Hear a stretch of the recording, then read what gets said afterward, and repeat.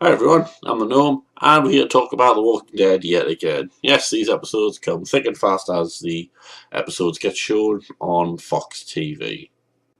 So this week's episode was another Andrea episode, and yes, I can say for everyone who was watching it is rolling their eyes.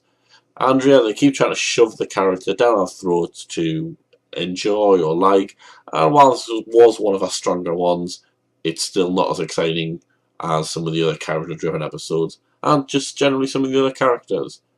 The character, she tries her best to portray Andrea, but the writers have really got her kind of muddled. So the plot of this episode was that Andrea's finally had enough of the governor and Woodbury, and decides wants to go join Rick at the prison. She discovers, through the help of Milton, that the governor's plans for Michonne aren't going to be very pretty, as he was building himself a little kind of torture dungeon up in his workshop, and she decides basically to make a run for it, and let's literally make a run for it. I jump the fence and run to the prison. During this time, she outpaces all the zombies, i.e. there's none around her, which seems a bit strange as there's a few shots of her running past zombies, but then other shots completely disappeared. The governor decides to take after her, although this time he brings a car because he's sensible, and we get a nice creepy horror style standoff in an abandoned factory between the governor chasing after her and Andrea kind of hiding. It does make her seem a submissive character, whereas compared to the comic book she was kind of bang on forward, ready to kill people, one of the more kick-ass characters. She's a bit submissive in this. The scene in the factory is really well shot. There's a genuine dread and a creep as the governor, kind of going off the rails, whistling to himself, tries to hunt her down, listening for the broken glass, and it's resolved quite nicely with a lovely little trick of hiding behind the door to release some zombies. How the governor managed to get out of that, don't really know, but it was a lovely little scene. It's kind of one that ended very, very well. I generally thought that was actually going to be it for Andrea. Thought he was just going to kill her there and then, and my prediction from last week's episode, prediction number 1 in fact, would have come true awfully early. And she almost gets to the prison, and the governor jumps at her from nowhere, drags her down, and then takes her back to his torture dungeon. Really to try it out, because you don't want to ruin the torture dungeon early on. You need to make sure it's ready for the actual person who needs it. The other major plot line, well, I say major, is Tyrese's little group, kind of how they've been going on. We've not seen them for about 3 episodes, and before that it was 2 episodes before it. So, unfortunately, no one really gives a fuck. Tyreese, great, character from The Wire, he's really good at the comics, but hasn't really done enough, hasn't been given enough to do to really hang half an episode on. You'll see him and his girlfriend sort of have doubts about the governor, whereas the other 2 people with him are willing to throw in with the Governor Woodbury group because they don't want to be out in the woods anymore. There's a little bit of a backstory, but as I said, we've not seen enough of them to really care. It just seems like had we have been with them a bit more, they could have kind of fleshed that characterization out a little bit better. I'm hoping for big things in the last couple of episodes. I'm hoping for, in the next series 4, at least at the beginning, for Tyreese and Rick to be working together. Is that going to happen? I don't really know, because really in the show anyone could die, and there's no kind of playing favourites.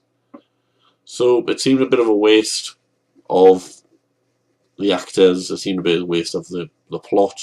Considering the end of the last episode, it ended with Rick saying we're going to war, and then nothing about anyone at the prison in this episode.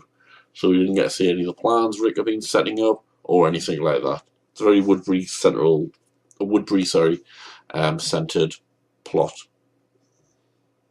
The other part of the episode is to see Milton, don't touch his red sabler, working against the governor, really for the first time. He's stuck between Milton and Andrea. The governor has a weird kind of link that he's got there, where the governor's demanding loyalty, but he does kind of care for Andrea, even just in a kind of basic human way without any kind of romantic entanglements. but still not enough to allow Andrea to shoot the governor in his torture dungeon. And I do like saying the word torture dungeon. So it's an interesting characteristic. Is it too obvious that Milton was the one that burned the zombie pits? I can't really see who else it'd be. I can't really see them throwing in a random new set of characters who would do it. I don't think Tyreese would have been able to break out of Woodbury to burn them and then sneak back without anyone knowing. So all fingers do point to Milton. And it probably is him. It just seems a little too obvious at the moment. But there's really no one else it could be. The only other person it could be is Martinez. And clearly he doesn't care about the zombies. He's pro Woodbury. He would have went and burned them. So a little bit of a letdown compared to the last couple of episodes. Still kind of moving things in the right direction. And really we just want to see this war. We want to see Rick and the governor square off, should hopefully be the next episode, with their respective deal on the table, and see where that is. I think there's only 2 episodes left to go, so there's got quite a bit to do. Are they even going to start the war in this series? What they might do, here's another classic known prediction, is they may end Series 3 with the governor marching on the prison. They just end it there and leave everyone hanging for 6 to 12 months.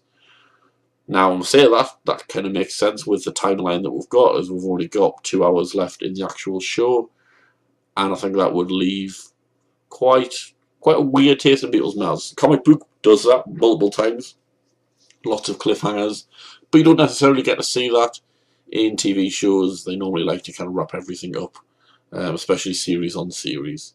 So, do I think that we will see the war probably in the last episode? The same way that was it the last episode, second last episode of Series 2. They had the attack on the farm compound. But it'd be interesting to see if they just left it for Series 4. Because basically the more David Morrissey, the better. David Morrissey, as I keep saying every single week, is the best actor. He is starting to go a bit mustache twirling villain, which he hasn't been so far. Him sitting whistling happily to himself in his torture dungeon does start to show that he's going a bit disjointed, a bit unhinged, but he's still managing to pull it off. Especially his nicey act when he meets up with Tyreese is fantastic. He's an awesome actor. So hopefully next episode we get to see some fighting, some less Andrea, hopefully no Andrea, and actually get to see some of our more favourite characters, Merle, getting involved. So cheers everyone for watching. Let us know what you think in the comments. Good night.